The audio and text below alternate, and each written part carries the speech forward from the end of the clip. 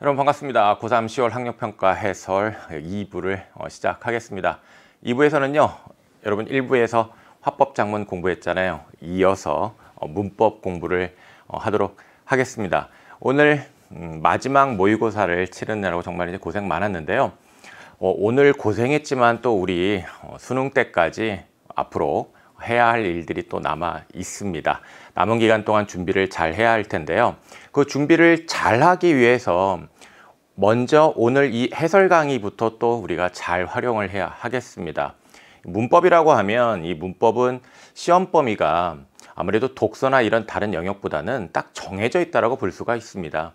그렇다면 우리가 이제 마지막 마무리 공부를 하는 데 있어서 그 정해진 안에서 내가 혹시 빠뜨리고 놓친 개념은 없는지, 아니면 좀 잘못 생각하는 개념을 잘못 알았던 것이 없는지, 아니면 개념은 알지만 사례에 적용하는 것이 잘 안 되는 그런 좀 복잡한 사례를 내가 잘 분석할 수 있는지, 이런 여러 가지에 대해서 이제 여러분이 체크를 하면서요, 그런 자신의 부족한 점을 또 잘 보완하는 공부를 해야 되거든요. 그 무엇을 보완을 해야 되는지에 대해서 알 수 있는 것이 또 이제 이 해설 강의이기 때문에 여러분 오늘 또 이 해설 강의 잘 활용하기 바랍니다. 우리 11번부터 이제 15번인데요. 이 문법 본격적으로 이제 시작을 해 보겠습니다.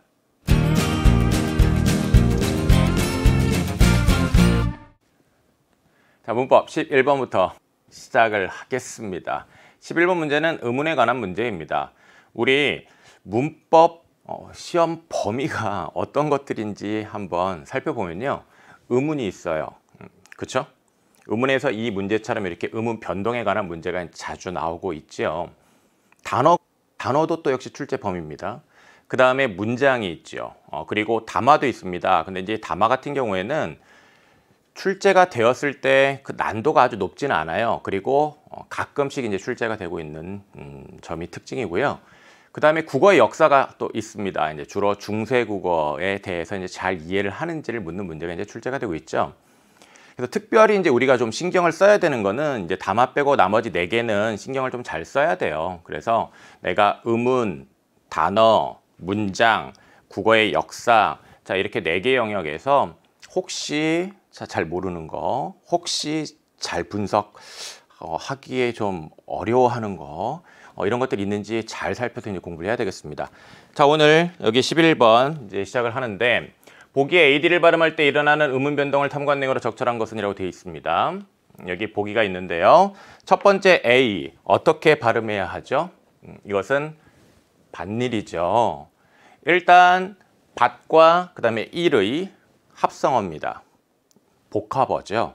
이렇게 복합어에서 앞말이 자음으로 끝나면서 뒷말이 이렇게 이로 시작을 하게 되면 니은 첨가되는 거 여러분 알죠?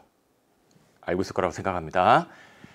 복합어에서 앞말이 자음으로 끝나면서 뒷말이 이나 반몸 이로 시작하면 니은이 첨가가 돼요. 그렇기 때문에 이제 A의 발음에 대해서 우리가 일단 분석을 해보면 이렇게 되는 거죠. 일단 티읕이 디귿으로 바뀝니다. 대표음으로 바뀌겠죠. 근데 여기에 니은이 첨가가 되는 거예요. 그렇죠? 근데 이렇게 최종 발음이 아니라 이것이 다시 이렇게 밭일 이렇게 돼야지 최종 발음이 되는 거죠. 그럼 이 과정에 대해서 이제 우리가 살펴보면 티읕이 디귿이 됐습니다. 음절의 끝소리 규칙이죠. 교체입니다. 그리고 이 뒤에 있는 니은의 영향을 이 디귿이 받아서 이 디귿이 비음으로 바뀌었습니다. 그래서 뒤에 비음이랑 이제 같이 비음이 된 거죠. 그러면 우리 이 A와 관련해서 이제 이해할 수 있는 것은 교체가 일어났고 그 다음에 첨가도 이제 일어났다라는 거예요. 이렇게 첨가가 일어나게 되면 의문의 개수는 어떻게 되죠? 여기서 지금 의문의 개수 잘 따져야 되는데 하나 늘어났죠. 그래서 이 경우에는 의문의 개수가 하나 이제 늘어난 것이다 라는 것까지 여러분이 잘 판단해야 했고요. 그 다음에 B를 봅시다. B는 어떻게 발음합니까? 발핀이지요. 발핀. 여기에서 이 피읍은 어떻게 되는 거죠? 이것은 요 종성에 있는 이 비읍과 그 다음에 여기 뒤에 여기 히읗이 요게 만나서 이렇게 피읍이 된 거죠. 그렇다면 축약이고요. 거센소리 대기입니다. 그렇다면 이 경우에는 음운의 개수가 어떻게 된 겁니까? 두 개가 하나가 됐으니까 하나가 줄어드는 것이겠죠. 이렇게 음운의 개수 변동까지 여러분 잘 파악해야 되죠. 요즘은 시험이 이렇게 음운의 개수를 파악하는 것까지 출제가 되고 있습니다. 그렇죠. 좋습니다. C에 대해서 이제 살펴보면요. C는 먼저 음절의 끝소리 규칙이 일어나겠죠. 티읕이 디귿으로 바뀌겠습니다. 그리고 여기에 이 디귿과 그 다음에 이렇게 히읗이 만나게 되면 이것이 역시 거센 소리로 바뀝니다. 축약이 되죠. 그렇다면 역시 음운의 개수는 하나가 줄어들게 됩니다. 이어서 D의 발음을 우리가 생각을 해보죠. D 같은 경우에는요. 어떻게 발음해야 되겠습니까? 이거는 구, 첫, 따 이렇게 이제 발음이 됩니다. 그 과정을 한번 생각을 해보면요. 여기 디귿이 있고 그 다음에 히읗이 있는데 이 두 개가 만나서 티읕으로 거센 소리 대기 일어납니다. 즉 축약이 일어나는 것이죠. 그리고요. 이 티읕이 지금 여기 보면 치읕으로 바뀌잖아요. 이렇게 치읕으로 바뀌는 건 구개음화인데 이 구개음화가 여기 왜 일어나고 있죠? 구개음화가 일어나고 있는 이유는 여기 혀에 희가 들어있어요. 근데 이 희가 전미사 희예요. 그렇다면 전미사면 형식형태소. 그럼 형식형태소에 들어있는 요 형식형태소의 이 앞에서 요 티읕은 뭘로 바뀌게 되는 거예요? 치읕으로 바뀌게 되는 거잖아요. 그래서 결국 이 디귿, 히읗 축약된 티읕이 원래 그 형식형태소 그 희에 즉 그 이 앞에 이 티읕이 위치하게 되기 때문에 치읕으로 바뀌게 됩니다. 그리고요 여기에 이제 이 연대 여가 아니라 여기 어잖아요. 이렇게 어가 되는 이유는요. 이건 여러분이 발음을 해보면 알아요. 여러분 이 치읕 뒤에 이중모음을 붙여가지고 발음을 한번 해보려고 해보세요. 이게 잘 안 됩니다. 그래서 대부분의 사람들이 다 그냥 이 단모음으로 발음을 합니다. 그래서 표준발음법에서도 이렇게 단모음으로 발음한다고 되어 있습니다. 자, 어쨌든 여기서 이제 우리가 일어난 음운 변동은 거센 소리 대기가 있고요. 그 다음에 여기 음절의 끝소리 규칙, 여기 거센 소리 대기가 있고요. 그 다음에 여기 구개음화가 있고요. 그 다음에 음절의 끝소리 규칙도 있고요. 그 다음에 된소리 대기도 있습니다. 이렇게 여러 개의 음운 변동이 일어나는 단어가 출제 요소가 된다라는 사실에 대해서도 여러분이 유의해야 되겠습니다. 그러면 이 경우에 이제 음운의 개수는 어떻게 변한 것이죠? 음운의 개수는 여기 축약이 일어났으니까 하나 줄어들었겠죠? 그렇다면 마이너스 1입니다. 좋습니다. 그러면 이제 선택지 판단해 보죠. 1번 A에서는 뒷말의 초성이 앞말의 종성과 좋은 방법이 같아지는 비음화가 일어난다 라고 얘기를 하고 있는데 A를 살펴보면요. 지금 앞말의 종성이 지금 뒷말의 요 니은, 초성, 니은과 비음으로 같아지고 있습니다. 그렇다면 이렇게 초성이 종성과 좋은 방법이 같아지는 비음화가 일어난다고 하면 이것은 적절한 것이 아니겠죠. 그 다음에 이제 2번 보겠습니다. A에서는 1이 실질형 태소이기 때문에 그렇습니다. 1이라는 것은 실질적 의미를 갖고 있는 실질형 태소이죠. 구개음화가 일어나지 않고 티읕이 연음된다 라고 얘기를 하고 있는데 여러분 A에서는 발음이 여기 지금 이 니은이 첨가가 되면서 음절의 끝소리 규칙에 의하여 이 티읕이 디귿으로 바뀌었는데 바뀐 디귿이 다시 니은으로 바뀌고 있는 거예요. 그렇다면 이 2번 설명은 지금 이 A에 대한 설명으로 많이 틀린 것이죠. 그래서 여러분 적절하지 않다라고 판단 금방 했을 거라고 생각을 하고요.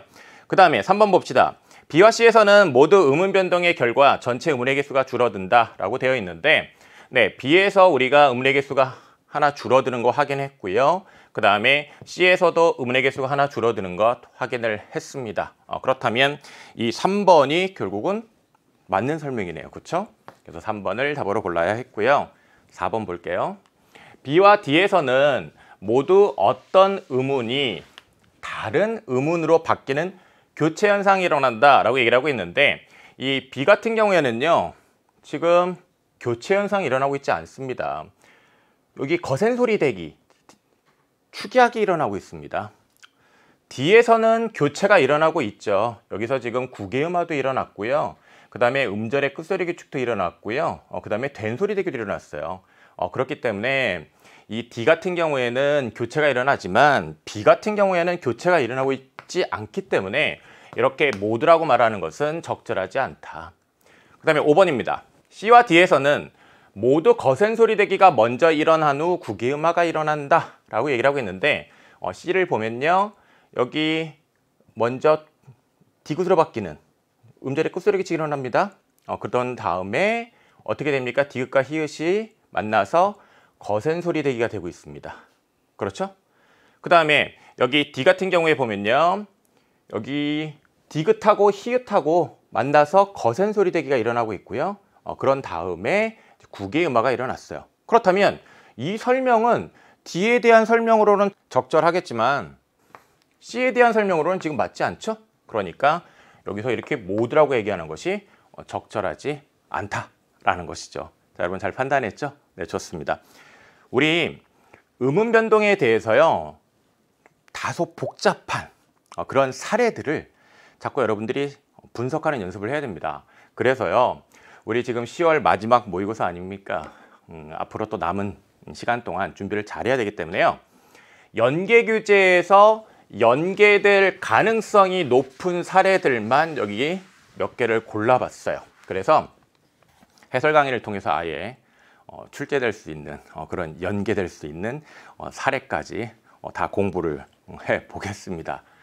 자, 먼저 여기 이 가파다를 보도록 하겠는데요. 자, 이 가파다의 음운 변동 이 과정에 대해서 한번 우리가 이해를 먼저 해보면 일단 요 시옷이 어떻게 됐습니까? 탈락했죠?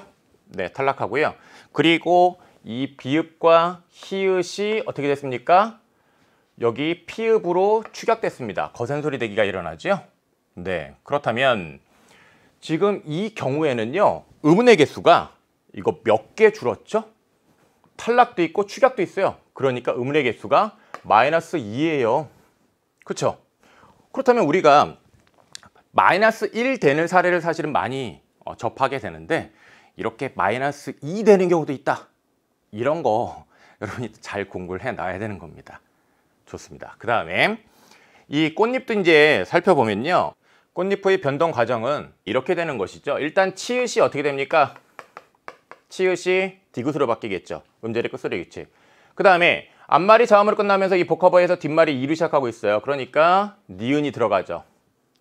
그리고요. 여기 피읍이 또 뭘로 바뀌어야 돼요? 비읍으로 바뀌어야 돼요. 그러면 지금 이 음운의 변동이 아주 간단한 단어인 것 같지만 여러 번 일어나고 있다는 거죠.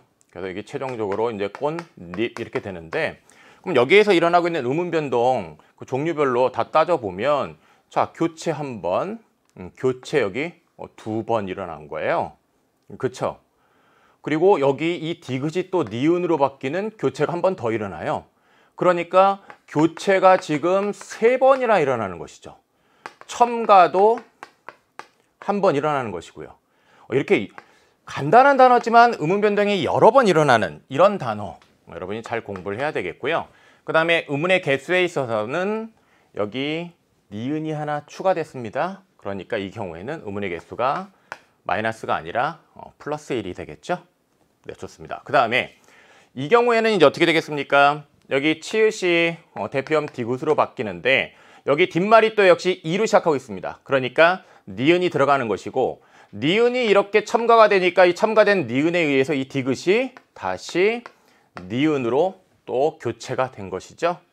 그렇다면 이제 음운의 개수에서는 역시 니은이 첨가가 됐으니까 플러스 1이죠. 물론 여기 교체가 일어난 것도 여러분 또 생각했을 거라고 생각합니다. 그렇다면 이 단어 같은 경우에는 교체가 몇 번 일어나는 겁니까? 교체가요. 치읓에서 디귿, 그 다음에 디귿에서 니은, 그 다음에 여기 된소리 대기 하면 3번 일어나요. 첨가 한 번 일어나고. 그러니까 이 단어도 음운 변동이 복잡하게 일어나는 단어인 거예요. 그래서 함께 이제 공부를 한 겁니다. 좋습니다. 그 다음에 이제 넓적하다 보겠습니다. 넓적하다는 여기에 리을이 어떻게 될까요? 탈락해야 되겠죠. 그리고 이제 여기 비읍이 있고 이 비읍 뒤에 있는 이 지읒이 된소리 대기가 되는 거죠. 우리 된소리 대기가 일어나는 조건 한번 생각을 해보면 기역, 디귿, 비읍 뒤에 예사소리가 어떻게 되는 거예요? 된소리로 바뀌는 거죠. 그리고 더 하나 기억하면 좋은 것이 어간 끝, 니은, 미음 뒤에서 또 역시 예사소리가 된소리로 바뀝니다. 이런 거에 대해서 여러분이 알고 있으면 좋아요. 그러면 여기 된소리 대기 일어나는 것까지 이제 여러분 살폈을 것이고요. 그 다음에 여기서 또 주목해야 되는 것이 기역이 있는데 기역하고 뒤에 있는 이 히읗이 두 개가 이렇게 만나서 거센 소리가 되고 있습니다. 그렇다면 이거는 음운의 개수가 이제 하나 줄어드는 거잖아요. 그런데 음운의 개수가 여기 앞에서 리을, 자음군 단수나 탈락도 있었단 말이에요. 그렇다면 이 넓적하다라는 이 단어는 음운의 개수가 전체적으로 이제 몇 개 변하는 겁니까? 이건 역시 마이너스 2죠. 그러면 이렇게 마이너스 2 되는 것 앞에서 우리 가파다도 봤는데 이런 것들 복잡한 거기 때문에 여러분이 잘 공부를 해놔야 돼요. 그 다음에 다 치다 보겠습니다. 이거는 이제 여기 디귿 있고 히읗 있습니다.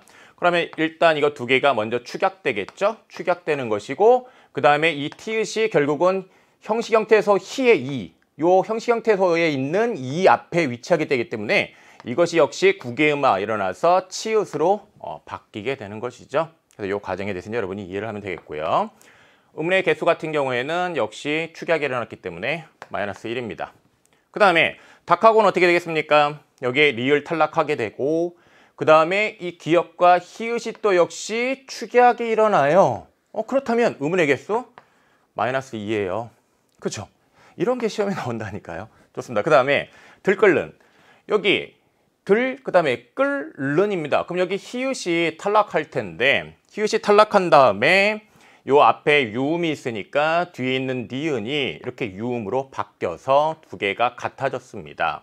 그렇다면 탈락이 일어나고 그 다음에 교체 일어난 것인데 음운의 개수는 여기 탈락이 한번 일어났으니까 마이너스 1이 될 것이고요. 그 다음에 불려오는 여기 뒷말이 또 역시 여우. 자, 여기 뒷말이 여, 반모음 이루 시작합니다.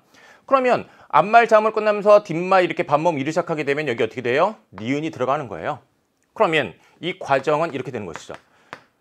뒤에 여기 니은이 들어가는데 이 유음 뒤에 있는 니은이기 때문에 앞에 있는 유음의 영향을 받아서 같이 유음으로 이제 바뀌게 되는 것이죠.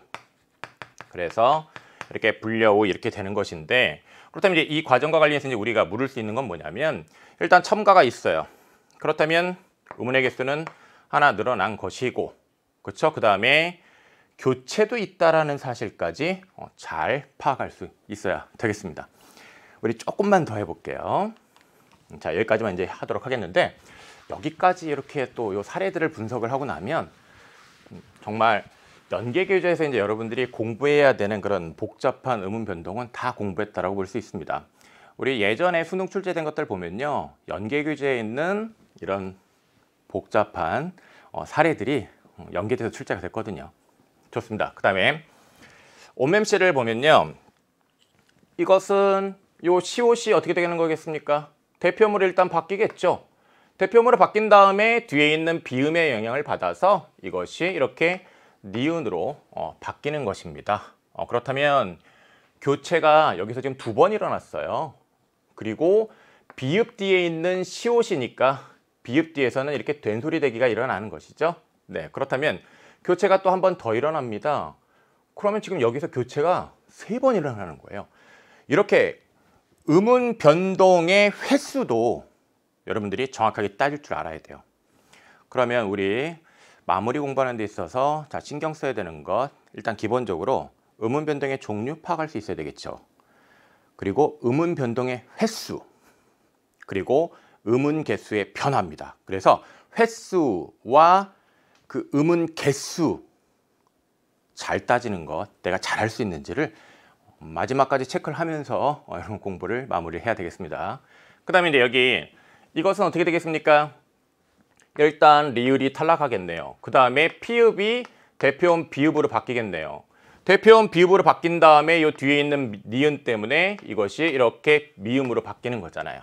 그렇죠? 그렇다면 음운의 개수는 하나가 줄어드는 것이고 그 다음에 음절의 끝소리 규칙 교체 한 번, 그 다음에 교체 두 번, 이렇게 교체 2번 일어나고 탈락 1번 일어나고 있다라는 것까지 잘 파악해야 되겠습니다. 그 다음에 읍조리다 같은 경우에도 시험에 여러 차례 나왔거든요. 앞으로도 이제 또 나올 수 있을 텐데 이 경우에 이제 우리가 살펴보면 리을이 탈락해요. 그렇죠? 그 다음에 피읍이 대표음 비읍으로 바뀌어요. 그러면 이 비읍이 앞에 있으니까 뒤에 된소리 짝에 있는 이 지읒은 어떻게 바뀌겠습니까? 당연히 된소리로 바뀌어야죠. 그렇죠? 그래서 이제 여기 쪼리다 이렇게 되는 겁니다. 그렇다면 이제 이 과정을 우리가 살펴보면 탈락 1회. 그렇죠? 그 다음에 여기 교체 1번, 2번 이렇게 있단 말이에요. 그래서 이렇게 교체가 또 2번 일어난다라는 것까지 여러분이 잘 이해할 수 있어야 되겠습니다. 그럼 의문의 개수는 하나 탈락됐으니까 마이너스 1이겠죠. 그 다음에 혼입을 여기 호 뒤에 뒷말 이를 시작합니다. 그러니까 어떻게 되겠어요? 니은 들어가야죠. 니은 들어가고 일단 여기 티읕이 앞에 대표음으로 바뀌어 있을 텐데 그러면 요 디귿이 뒤에 있는 니은에 영향받아서 당연히 또 이렇게 니은으로 바뀌는 것이겠죠. 그렇다면 의문의 개수는 하나가 첨가가 됐으니까 플러스 1이 될 것이고 교체 1번, 그 다음에 2번 일어납니다. 그 다음에 훌치다. 이 훌치다 이런 단어도 이게 복잡하기 때문에 이제 시험에 나오는 건데 자 여기 티읕이 있습니다. 티읕이 있는데 여기 티읕으로 여기 발음되지 않아요. 치읓으로 발음됩니다. 왜 이렇게 치읓으로 발음되죠? 여기 이 이가 전미사 이잖아요. 그럼 전미사 이 앞에 티읕이 위치하게 되는 것인데 전미사 이 이런 형식 형태에서 이 앞에 있는 이 티읕은 치읓으로 이렇게 바뀌게 돼 있습니다. 그렇다면 이것이 국외음화가 일어났다라는 걸 여러분이 알아야 하고요. 그리고 이 사례와 관련해서 이건 자음근 단순화가 일어난 것이 아니에요. 이런 거에 조심해야 되는 거예요. 알겠죠? 그리고 음의 개수는 어떻게 됩니까? 음의 개수 변화 없습니다. 이건 음의 개수 현재 이쪽이나 발음되는 거나 같아요. 자음근 단순화 안 일어났으니까. 그렇죠? 그래서 음의 개수 변화가 없어요. 이런 지점에서 우리가 또 헷갈릴 수 있기 때문에 출제자들이 이런 사례를 가지고 문제를 또 만들게 되는 것이죠. 그 다음에 이제 여기 흑화덕을 봅시다. 흑화덕을 보면 여기 리을이 탈락하게 되죠. 그리고 여기 기역이 히읗과 만나서 이제 키읔이 되는 겁니다. 그렇다면 이제 축약이 일어나는 것이고요. 그렇다면 의문의 개수는 하나 탈락됐으니까 마이너스 1이라고 순간적으로 생각을 할 수 있을 텐데 그러면 여러분 안 되죠. 마이너스 1이 아니에요.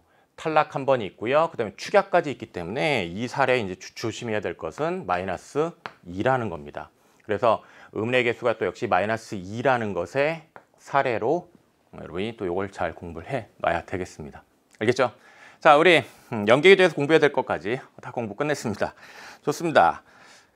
이어서 12번에서 이제 13번 하도록 하겠습니다. 이 12번에서 이제 13번 여기 문제를 잠깐 먼저 보면 윗글을 바탕으로 A씨를 탐구한 내용으로 적절하지 않은 것이라고 되어 있습니다. 그렇다면 이 글에 사례에 적용할 수 있는 개념이나 특징 같은 게 이제 지시가 돼 있다라는 거예요. 그래서 이제 그런 정보를 여러분이 특히 주목해서 잘 이해를 해야 되겠고 13번을 보면 윗글을 근거로 보기의 기역 리을을 바르게 분류한 것은 이라고 하고 있는데 탐구 과제를 보면 동격 관형절 뭐 이런 말이 보입니다. 그런 용어가 보이면 용어를 미리 체크를 해놓고요. 그 용어의 개념에 해당하는 설명을 글 읽을 때 중요하게 여겨야 하겠습니다. 네, 좋습니다. 그럼 이제 글을 보면 관형사형 어미는 용언의 어간에부터 용언이 관형사와 같은 기능을 수행하게 하는 어미이다 라고 되어 있습니다. 용언이라고 하면 동사 형용사인데요. 동사 형용사는 여러분 관형사가 당연히 아니죠. 근데 동사 형용사로 하여금 마치 관형사처럼 쓰이게끔 하는 거예요. 즉 관형사와 같은 기능을 수행하게 하는 것이죠. 그래서 관형사형 어미라고 하는 겁니다. 그러면 하나 물어볼게요. 여러분 용언의 어간에 붙어서요. 그 동사 형용사를 마치 명사처럼 쓰이게끔 하는 것, 명사인 척 하게 만드는 것. 그건 당연히 뭐겠습니까? 명사형 어미겠죠. 네. 현대 국어에서 관형사형 어미는 이런 것들이 있다고 지금 여기 이제 제시가 되어 있습니다. 이들이 용언의 어간에 붙으면 관형절이 만들어진다라고 얘기를 하고 있는데요. 네, 관형사용 어미가 용언의 어간에 붙으면 관형절이 만들어집니다. 이에 대한 사례는 우리가 13번에서 쉽게 발견할 수 있는데 밑줄 쳐 있는 기억만 봐도 금방 알 수 있습니다. 힘찬 하면 힘차다의 어간 힘차에 지금 여기 관형사용어미 니은이 붙었습니다. 이것이 바로 뭡니까? 관형절이죠. 일반적으로 관형절은 관계관형절과 동격관형절로 분류된다라고 얘기를 하고 있어요. 그러면 관계관형절, 동격관형절 구별할 수 있어야 되겠죠. 이렇게 둘을 설명을 하면 반드시 구별하는 그런 선택지 문제가 나올 수밖에 없습니다. 그래서 이 개념을 이제 여러분이 잘 구별해야 될 텐데 수식을 받는 체온이 관형절 속의 한 성분으로 쓰일 수 있으면 그러면 관형절이니까 당연히 수식을 받는 체온이 있을 텐데 그 수식을 받는 체온이 관형절 속의 한 성분이 될 수 있느냐 없느냐 이걸 따지는 게 중요하네요. 관형절 속의 한 성분이 될 수 있다고 한다면 관계 관형절인 것이고 그렇지 않으면 동격 관형절인 거죠. 네, 이렇게 구별해야 되겠고요. 한편 동격 관형절은 관형절이 만들어지는 과정에서 원래 문장의 종결 어미가 그대로 또 유지가 되는 경우가 있고 그 다음에 유지가 되지 않는 그런 관형절이 또 있다라고 이 동격 관형절도 종류가 있다라는 설명을 하고 있습니다. 네, 이 문단 지금 이렇게 주목한 내용들 여러분 잘 이해했죠? 잘 주목했는지를 체크해야 되겠고요. 중세국어에서도 현대국어에서처럼 관형절을 관계관형절과 동격관형절로 구분할 수 있다라는 얘기를 하고 있습니다. 우리 기출을 보면요. 현대국어에 대한 설명을 하고 그 다음에 중세국어에 대한 설명을 함께 하는 경우가 많아요. 그 이유는 뭐냐면 우리 교육과정에 여러분이 성취해야 되는 학습 목표로 중세국어와 현대국어의 차이를 아는 것이 제시가 되어 있습니다.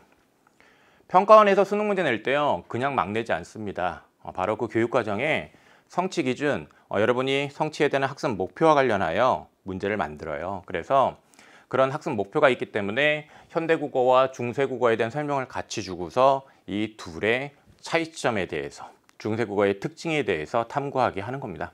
알겠죠? 그렇다면 이런 얘기를 괜히 한 게 아니라 이제 여러분이 무엇을 생각해야 되냐면 혹시 이제 내가 마무리 공부를 하는 데 있어서 현대국어랑 중세국어의 이런 차이점을 탐구하는 데 있어서 연습이 좀 부족하다고 한다면 연습을 해놔야죠. 그쵸? 그 얘기 한 겁니다. 좋아요. 계속 보겠습니다. 중세국어에서도 현대국어에서처럼 관형절을 관계관형절과 동격관형절로 구분할 수 있다라는 얘기를 하고 있어요. 중세국어의 대표적인 관형사용어미 설명을 하고 있네요. 자, 이렇게 제시를 하고 있고요. 각각 이것은 과거 시제, 그 다음에 자 여기 리을 이것은 미래 시제. 또한 관형절에서 현재 시제는 그럼 이제 어떻게 나타내느냐? 동사의 경우에 니은 앞에 선어말어미 나를 이렇게 붙여가지고 나타냈다고 합니다. 그래서 예컨대 팔체녀의 기론 참으리 모자랄세라고 하면 여기 팔체녀의 기론 이 말은 사건시가 바라시보다 앞서는 시가 나타난 그러면 사건시가 바라시보다 앞섰다는 얘기는 과거란 얘기잖아요. 과거 시제란 얘기잖아요. 그럼 여기서 이제 과거 시를 나타내는 게 이제 뭐라는 겁니까? 여기에 니은이라는 거잖아요. 그쵸? 그래서 여기 이 과거 시제를 나타내는 그런 관계 관형절이다라는 얘기를 하고 있는데 이 말은 그럼 무슨 말이냐면 뒤에 이 수식을 받고 있는 말, 이 수식을 받고 있는 말이 결국은 이 관형절의 한 성분이 될 수 있다는 얘기 아닙니까? 그렇다면 찬물을 깃다 되잖아요. 찬물을 깃다. 즉, 이 수식을 받고 있는 말이 목적어가 돼요. 그러니까 관계 관형절인 것이고 그 다음에 죽을 사람이여니 라고 되어 있습니다. 그렇다면 여기서 여기 보면 여기 을이 사용된 걸 우리가 이제 확인할 수가 있는데 이 죽을이 또 역시 관형절이에요. 근데 이 경우에는 어떤 관형절이냐면 발화시가 사건시보다 앞서는 겁니다. 그러면 말을 하는 시점이 사건이 일어나는 것보다 앞서는 것, 즉 사건이 나중이니까 이건 미래란 얘기잖아요. 즉 미래가 나타난 관계 관형절이라는 얘기입니다. 그러면 여기에 이 수식을 받는 이 말이 결국은 요 관계 관형절, 요 관형절에 또 성분이 되어야 되지 않겠습니까? 그렇죠. 그럼 여기 사람입니다. 그러면 사람이 죽다. 관형절에 성분이 될 수 있으니까 관계 관형절. 맞죠? 좋습니다. 그 다음에 그리고 본래 구해놓은 엄마잠 없다이다 라고 되어 있는데 이 경우에 이제 무엇을 설명하는 사례냐라는 걸 이제 봤더니 이렇게 나와 있습니다. 발화시와 사건시가 일치하는 시제다 라고 되어 있어요. 그렇다면 이것은 현재 시제라는 얘기잖아요. 그러면 여기 제시되어 있는 이것은 현재 시제를 나타내는 동격 관형절입니다. 그럼 이것이 동격 관형절이 왜 되는지를 우리가 이해를 해보면 여기에 구하다가 있습니다. 이 구하다가 목적어를 필요로 할 텐데 여기서 이 구하다의 목적어가 이 마잠, 마음이 아니라는 얘기죠. 마음을 구하는 게 아니라 뭔가 다른 거를 구하는 마음인 거예요. 알겠죠? 관형절의 문장 성분이 아니니까 동격 관형절이 된 겁니다. 그렇게 이제 여러분이 이해를 하면 됐고요. 다음 문단 보겠습니다. 한편 중세국어에서는 현대국어에서와 달리 니은이 명사절을 이끄는 경우도 있었다라고 얘기를 하고 있습니다. 그러면 이 니은이 명사절을 이끄는 경우에 대해서는 우리가 이해를 하면 되겠는데 니은이 붙은 절 뒤에 절의 수식을 받는 체언이 없는 상태로 그렇죠. 절의 수식을 받는 체언이 있다고 한다면 이것은 관형절이죠. 그렇죠. 그렇기 때문에 절의 수식을 받는 이제 체언이 없어야 될 것이고 이렇게 없는 상태에서 자 여기 제시된 예를 보면 그딧 혼 좋초라고 되어 있습니다. 여기에 이 니은이 있는데 이 니은이 지금 여기에 이 니은 것 이런 식으로 현대어 풀이가 됐어요. 즉 여기 요 니은이 이렇게 니은 것 정도로 해석이 된다는 얘기입니다. 그렇다면 현대국어에서 뭐뭐인 것 이렇게 것이라고 했을 때 이것이 명사 역할하는 절을 이끄는 것이죠. 더불어 위화 진려하시나로라고 되어 있습니다. 여기 이 진려라는 말은 이거는 이 군대를 이끌고요 적진에 나가서 위세를 떨친 다음에 돌아오는 거를 의미하는 한자어예요. 그렇기 때문에 여기 군대를 돌이키신이라고 이렇게 해석을 해놨는데 여기에 보면 이렇게 이 니은 것이라고 풀이를 해놨습니다. 그렇죠? 그렇다면 이제 이렇게 니은 것이라고 풀이한 이유가 바로 무엇 때문입니까? 여기는 이 니은 때문이죠. 이 니은 때문인 거예요. 그래서 여기 있는 이 니은 또한 여기서 설명하고 있는 것처럼 니은이 명사절을 이끈 경우라는 얘기입니다. 그래서 여기 니은이 있는데 근데 이제 이 경우에는 이 니은 뒤에 지금 뭐가 붙어 있냐면 여기 아로가 붙어 있습니다. 이 아로는 무엇이냐? 바로 부사격 조사겠죠. 그래서 이어지는 설명을 보면 여기 니은 뒤에 이렇게 아로 제시했고요. 그 다음에 이제 이 아로 이런 부사격 조사가 이렇게 붙는 경우가 있다라는 것으로 설명을 하면서 이제 글을 마무리하고 있습니다. 자, 그렇다면 이제 우리 지문 다 봤고요. 문제 12번 보겠습니다. 윗글을 바탕으로 A씨를 탐관행으로 적절하지 않은 것 이렇게 되어 있는데 A, B, C를 보면요. 복이라 호날, 나자라 이렇게 되어 있는데 여기 현대어 풀이를 봤더니 이렇게 니은 것 이렇게 되어 있습니다. 그렇다면 여기에 있는 이 니은, 여기에 있는 요 니은이죠. 이것은 결국은 명사절을 이끄는 니은이다 라는 것을 우리가 판단할 수 있네요. 그렇다면 A의 호날에서 조사가 어미 니은 바로 뒤에 붙어 있음을 확인할 수 있군이라고 됐는데 여기 이 니은 뒤에 여기 이렇게 조사, 목적격 조사 R이 붙어 있습니다. 그렇다면 이거는 지문에 있는 그 니은 뒤에 아로가 붙은 그 부사격 조사가 붙은 거랑 비슷한 사례인 거죠. 뒤에 조사가 붙었으니까 1번 설명 적절합니다. 그 다음에 2번을 보면 A의 호날에서 니은은 니은 것으로 해석되고 있습니다. 그렇다면 이것은 명사절을 이끄는 것이다 라는 것 맞죠? 좋습니다. 그 다음에 다음 선택지 이제 보도록 하겠는데 3번 B에 대한 것이에요. B의 비출에서 리유를 통해 발화시가 사건시보다 앞서는 시가 나타나 있음을 확인할 수 있군이라고 얘기를 하고 있는데 발화시 말하는 시점이 사건시보다 앞선다 라고 한다면 이건 결국은 미래란 얘기잖아요. 사건시가 나중이란 얘기잖아요. 그렇다면 이걸 통해서 미래가 나타난다는 얘기인데 봅시다. 지혜 너비 널리 빛을 조짐이요. 그러면 아직 비친 게 아니에요. 비칠 거지. 그렇다면 미래 시제에 나타나고 있는 것 맞네요. 그렇다면 적절하겠고요. 그 다음에 4번을 봅시다. B와 C에서 관형절의 소식을 받는 체언이 절 뒤에 드러나 있음을 확인할 수 있군이라고 되어 있는데 여기 지혜가 널리 비칠, 지혜 너비 빛을 그 다음에 늦지요 이렇게 되어 있습니다. 그러면 우리 여기서 이 내용을요 여러분 이 말들을 딱딱 좀 대응시켜야 되겠는데 여기 지혜가 너비 널리 빛을 이렇게 되는 거고 늦지요가 조짐이온데 여기 이요가 있습니다. 여기 이요가 있습니다. 그렇죠? 그렇다면 여기 이 조짐에 대응하는 것은 여기 이 단어겠죠. 늦이라는 단어. 그렇다면 요 늦 이 단어를 이렇게 여러분이 찾은 다음에 여기에 있는 요 앞에 이 관형사절이 이렇게 요 늦을 꾸미고 있다라는 것까지 분석을 잘했어야 돼요. 그렇죠? 그러면 여기 4번에서 말하고 있는 것처럼 관형절의 소식을 받는 체언이 이렇게 절 뒤에 있는 거죠. 요 조짐에 대응하는 거니까.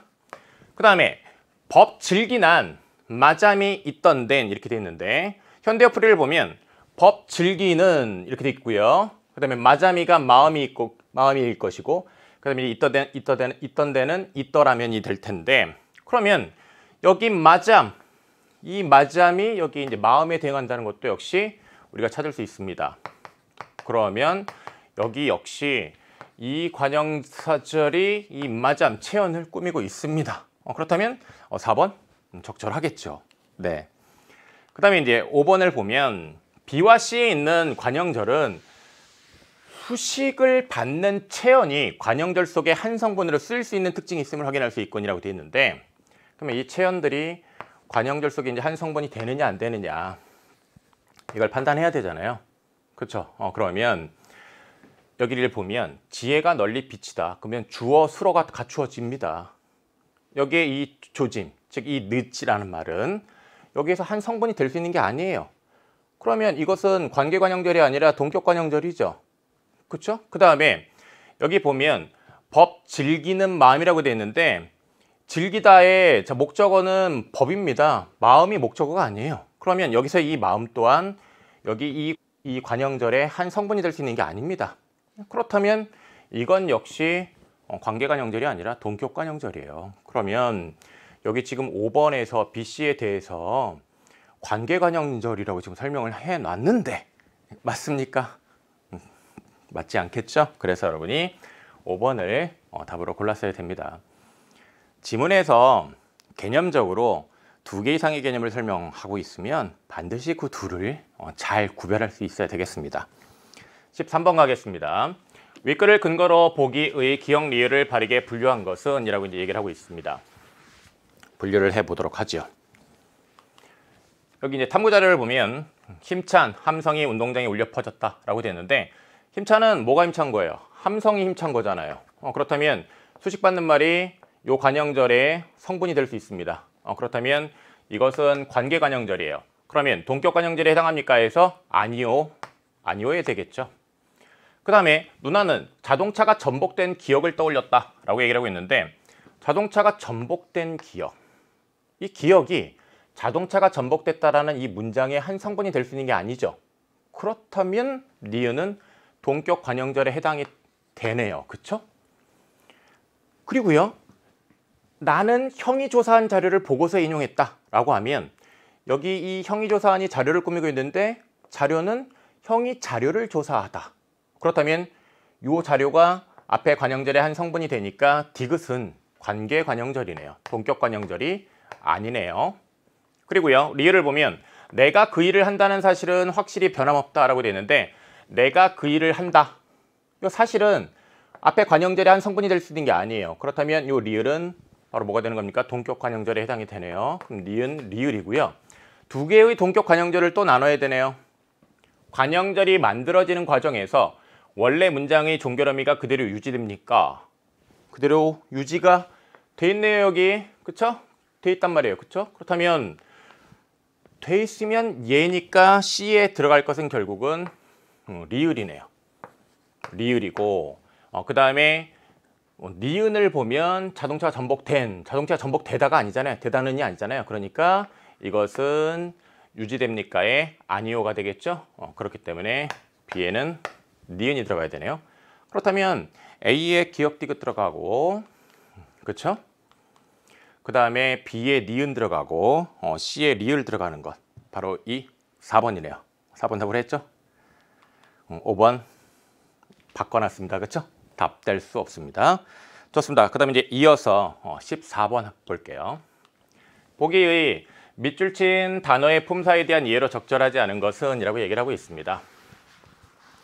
이 14번을 은근히 많이 틀렸을 거예요. 앞으로 정말 이 14번 틀린 사람들은 조심해야 되겠습니다. 우리가 순간적으로 착각을 해서 그런 거예요. 사실 개념적으로 우리 공부를 안 한 것도 아닐 거예요. 분명히 공부를 했음에도 불구하고 문제를 푸는 과정에서 순간적으로 착각을 한 사람들 정말 많을 텐데 그거 조심해야 돼요. 그래서 사례 분석을 여러분이 그래서 앞으로 수능 때까지 하나씩 하나씩 정확하게 하는 훈련을 반드시 해야 됩니다. 그거 안 하고 수능 시험장 가면 안 돼요. 꼼꼼하게 하나씩 하나씩 정확하게 따져야 됩니다. 뭐인 것 같아라고 그냥 빨리빨리 넘어가면 안 되고요. 봅시다. 그곳에서는 빵을 아주 쉽게 구울 수 있다. 그 사람은 자기가 잠을 잘 잤다고 말했다. 멋진 형이 근처 식당에서 밥을 지어왔다. 이렇게 됐는데 선택지를 보면요.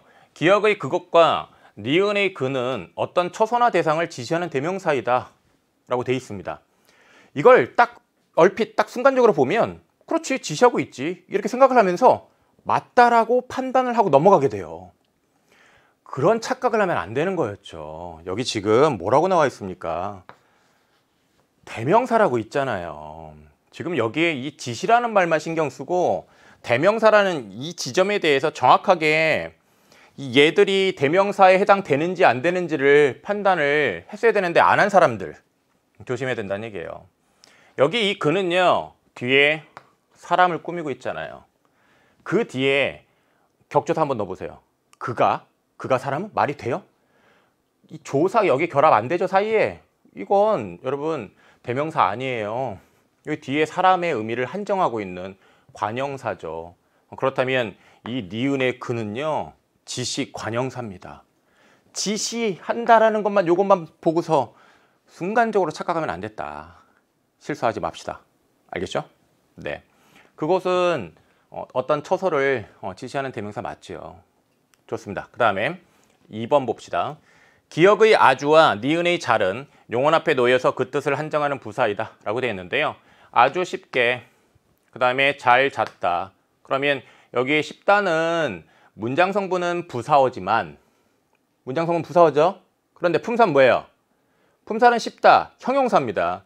형용사가 부사형 어미가 붙어서 부사어로 쓰인 거죠. 그런 판단 여러분 할 수 있죠. 즉 품사와 문장 성분 반드시 잘 구별해야 됩니다. 그렇다면 자, 요 쉽게에 대해서 이제 설명을 했는데 요 용언 꾸미고 있는 아주 그 다음에 요거 잘 당연히 용언 수식하는 거 부사죠. 맞습니다. 그 다음에 3번 보겠습니다. 기역의 구울과 디귿의 지어는 용언의 어간이 불규칙적으로 활용되는 동사이다 라고 되어 있는데 이 선택지는 개념을 알고 있어야 돼요. 즉 불규칙 활용, 불규칙 용언에 대해서 알고 있어야 되는데 이렇게 불규칙적으로 이제 활용된다 이것과 관련해서 요것 기본형을 생각을 하면서 굽다 이게 기본형이고 그 다음에 이것이 지금 구울 이렇게 활용이 되고 있는데 이렇게 비읍이 바뀌고 있어요. 즉 어간이 바뀌고 있죠. 이렇게 바뀌는 것은요 규칙으로 만들 수 있는 게 아니에요. 왜냐하면 비슷한 형태지만 안 바뀌는 것들도 많거든요. 자 예를 들어서요 우리 이렇게 구비 이렇게 굽어 있다라고 할 때 이 굽다는요 이런 의미 갖고 있는 굽어 있다라는 것 이거는 뒤에 모음을 시작하는 어미 오면요 그냥 굽어예요. 안 바뀌어요 형태가. 그러니까 이게 비슷하다고 해서 같다고 해가지고 꼭 바뀌는 게 아니란 말이에요. 그렇다면 그것은 이렇게 바뀌는 것은 규칙으로 설명할 수 있는 게 아니기 때문에 불규칙이라고 하는 것이죠. 그 다음에 이것도 마찬가지예요. 벗다라는 단어가 있습니다. 이 벗 뒤에 어가 붙어요. 그러면 어떻게 활용하죠? 벗어 이렇게 됩니다. 즉 여기 요 시옷이 그대로 남아 있어요. 그런데 여기 지어가 있잖아요. 이 지어는 짓다인데 이 어가 안에 어가 붙으면 어떻게 됩니까? 지어가 돼요. 시옷이 탈락한단 말이에요. 그럼 이렇게 시옷이 탈락하는 것을 규칙으로 만들 수가 없는 거예요. 왜냐면 탈락하지 않는 것들도 많으니까. 그렇죠? 그런 점에서 이렇게 불규칙으로 활용된다. 그리고 여기 지금 어간의 시옷 바뀌고 있고요. 어간의 요 비읍 바뀌었습니다. 이렇게 어간이 바뀐다. 이런 점에 대해서 여러분이 정확하게 알아야 되겠고요.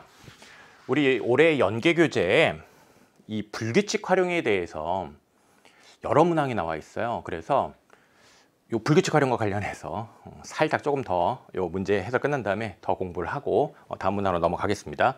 연계교재에서 그 출제 될 수 있는 것들까지 다 공부해 보자고요. 4번입니다. 기억의 쉽게와 디귿의 멋지는 어떤 대상의 성질이나 상태를 나타내는 형용사이다 라고 되어 있는데 어떤 대상의 성질이나 상태를 나타내는 것이 바로 형용사의 개념이죠. 형용사입니다. 문장 성분은 부사어. 문장 성분은 그 단어가 문장에서 어떻게 쓰였느냐예요. 품사라는 개념은 일종의 그룹이라고 생각하면 돼요. 말들의 집합. 그래서 형용사라는 집합이 있는 것이고 그 형용사의 집합에서 그 말을 꺼내서 문장에 어떻게 쓰느냐라는 것은 문장 성분이에요. 이 개념 정확하게 구별해야 되겠습니다. 그 다음에 이제 여기 멋진 이것도 여기 지금 보면 뒤에 형을 꾸미고 있어요. 그렇다면 문장 성분은 뭡니까? 관형어죠. 관형절이고요. 관형어인데 근데 이거 품사는 뭐예요? 형용사잖아요. 그래서 품사랑 또 역시 문장 성분 구별해야 되는 사례입니다. 품사와 문장 성분 정확하게 잘 구별하자 명심하고요. 5번입니다. 니은의 가와 디귿의 에서는 앞말과 다른 말과의 문법적인 관계를 나타내는 조사이다 라고 얘기를 하고 있는데요. 네, 조사는 앞말과 다른 말과의 문법적인 관계를 나타내는 것이 이것이 이제 개념입니다. 이거 가는 뭐가 되겠습니까? 주격 조사겠고요. 그 다음에 디귿의 에서는 부사격 조사죠. 맞습니다. 그러면 우리 5번까지 이제 또 적절하다는 판단했고요. 그렇다면 이제 14번 문제 정답 1번 확인했죠? 그 다음에 이제 함께 요걸 살짝 조금 더 공부를 하고 넘어가겠습니다. 우리 연계교재에 있는 건데요. 용언 어간이 이제 무겁이에요. 근데 이제 무겁고라고 이렇게 자음으로 시작하는 어미가 오면 활용이 되는데 이렇게 모음으로 시작하는 어미가 왔더니 무거워가 돼요. 즉 여기 이 어간에 비읍이 지금 바뀌었어요. 그렇죠? 여기 어미 어는 여기 그대로 있습니다. 어미는 안 바뀌었습니다. 어간이 바뀌었죠. 이렇게 어간이 바뀌는 것들은 바뀌기 전의 것을 가지고 이름을 붙여요. 그렇기 때문에 이거는 바뀌기 전이 비읍이니까 무슨 불규칙? 비읍 불규칙이죠. 이해되죠? 그 다음에 여기 듯이 있는데요. 듣곤데요. 여기 들어예요. 그러면 이 경우도 마찬가지죠. 지금 어간에 이 디귿이 리을로 바뀌었어요. 그렇다면 이것도 디귿 불규칙인데 왜냐? 바뀌기 전 거 가지고 이름 붙이니까. 이 디귿으로 근데 끝나는 것들 중에 또 보면 안 바뀌는 것들도 많아요. 그러니까 이거를 규칙을 만들 수는 없고 그래도 이렇게 요 리을로 바뀌는 걸 이제 불규칙 활용이라고 하는 것이죠. 그 다음에 여러분 이거 알죠? 라면이 불었다. 라면이 불었다. 그 기본형이 뭐죠? 라면이 불었다? 기본형 여러분 붓다입니다. 붓다. 이거 헷갈리면 안 됩니다. 이걸 잘 기억을 해야 되는데 이 단어 나오면 많이 틀려요. 왜냐면 라면이 불었다라고 하면 그 기본형을 불다라고 생각하는 사람이 있어요. 많아요. 근데 그 불다는 바람이 불다, 피리를 불다 이럴 때 불다고 붓다입니다. 이거를요 여러분 듣다랑 같은 거라고 생각하면 돼요. 여기에 어간 끝이 디귿으로 끝났잖아요. 그쵸?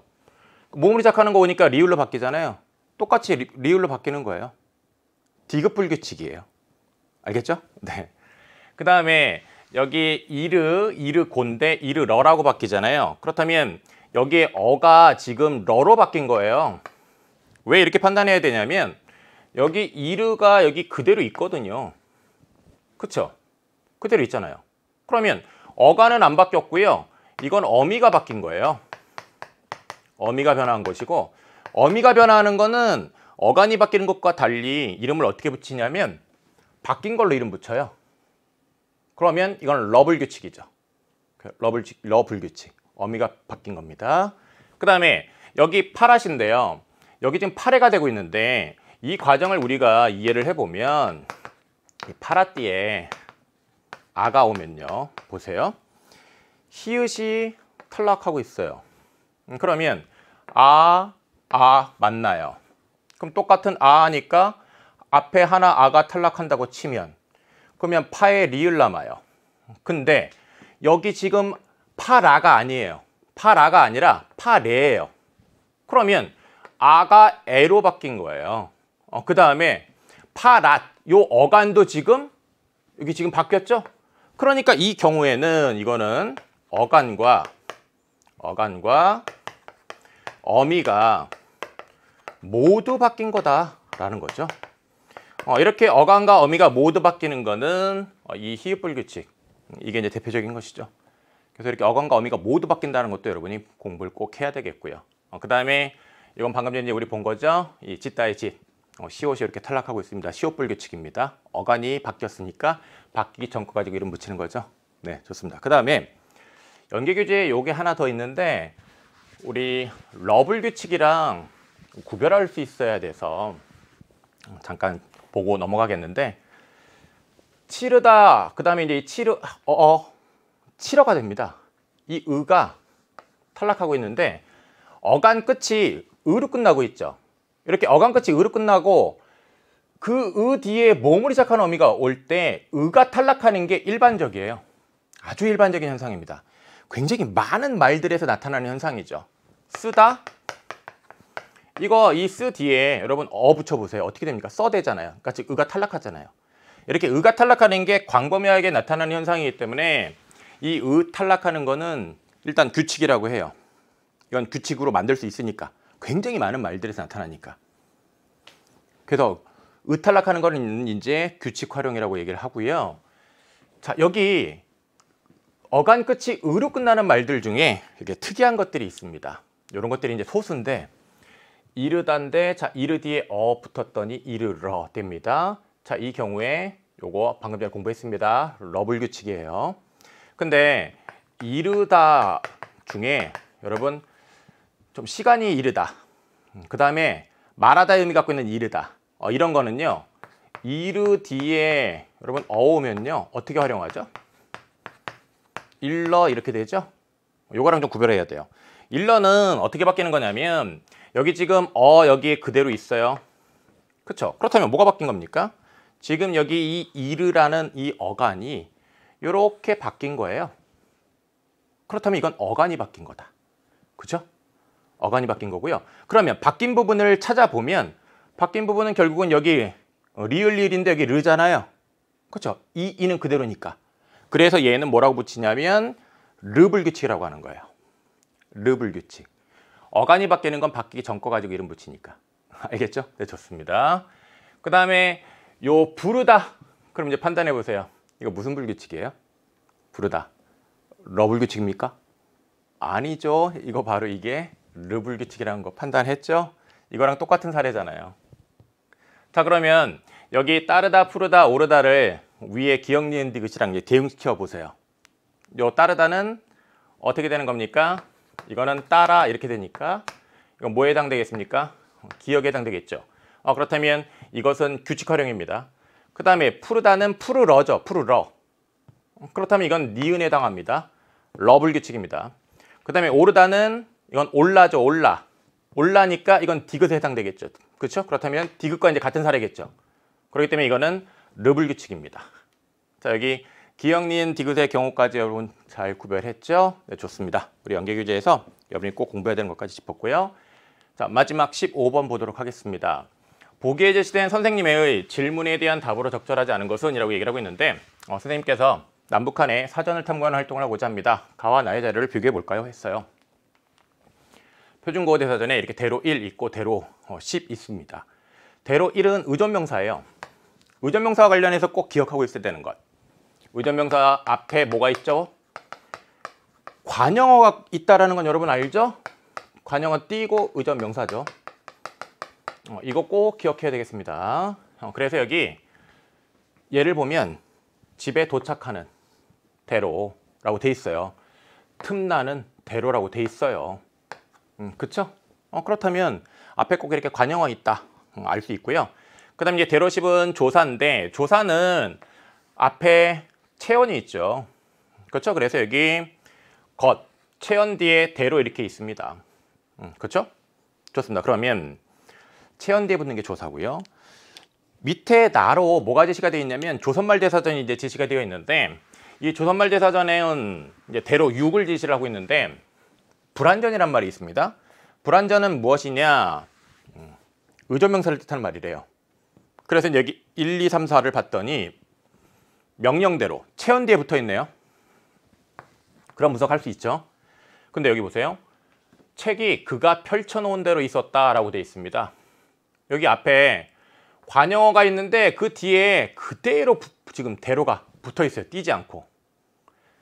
그 다음에 여기도 보세요. 생각나는이라는 관형어가 있는데 여기 띄지 않고 그대로 붙어 있어요. 그러면 이 나만의 표준국어 대사전으로 우리가 이제 이걸 이해를 하면 사실은 띄어야 되는 거잖아요. 그런데 북한의 조선말 대사전으로는 이렇게 붙였다라는 것이죠. 이 차이점을 이제 여러분이 파악하는 게 일단 필요했고요. 그 다음에 우리는 우리대로 그들은 그들대로 초소는 달랐다라고 할 때 여기 이 대로는 이제 체언 뒤에 붙어 있는데 이렇게 서로 구별되게 따로따로의 의미라고 하고 있습니다. 그럼 이제 이와 관련해서 선택지 판단을 해보면요. 용례를 보니 가의 대로 10과 나의 대로 6은 앞말에 붙여 사용되었습니다. 라고 얘기를 하고 있는데 그렇죠. 가의 대로 10 보면 지금 법대로 할 때 법 뒤에 바로 붙어 있습니다. 그렇죠? 그 다음에 나의 대로 6 보면 또 역시 그 다 앞말에 붙여서 사용했습니다. 그러니까 1번 적절하죠? 그 다음에 2번 보면 뜻풀이와 용례를 보니 가의 대로 11은 나의 대로 6, 4와 쓰임이 유사합니다. 라고 되어 있는데 이 나의 대로 10의 1은요 어떤 의미냐면 앞에 오는 말에 근거하거나 달라짐이 없음이라고 되어 있어요. 그 다음에 나의 대로 6, 4의 의미는 서로 구별되게 따로따로고요. 그럼 의미가 유사한 것은 1이 아니라 뭡니까? 대로 10의 2를 보면 따로따로 구별된다라고 거기 나와 있지 않습니까? 그렇다면 이 1이 아니라 2죠. 그러니까 요 2번이 답이겠네요.